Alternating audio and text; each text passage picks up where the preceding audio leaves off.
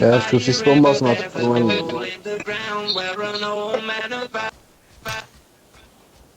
And this mind is a beacon in the veil of the night.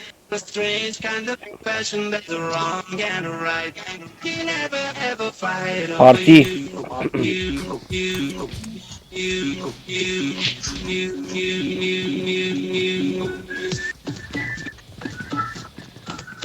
İsmet gel iki kişi oynayalım gel. İsmet gel gel iki kişi oynayalım. Hadi iki kişi oynayalım diye tura. Nereye gittin lan? Nereye gittin? Tamam hadi.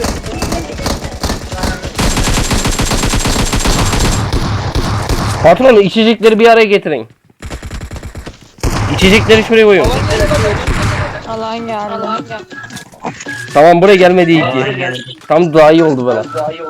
Patron içecekleri atın bir yere. Parma.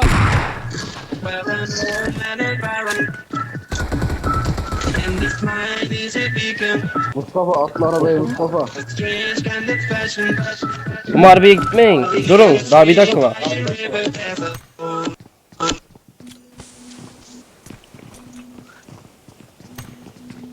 Hadi gidelim.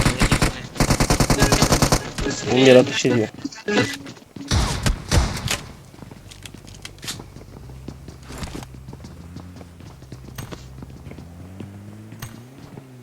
Nearer to fire. Çocuk değiştir.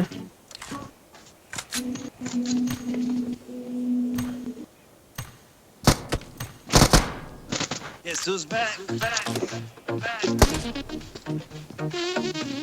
Bu- Here we go. Put your hands up.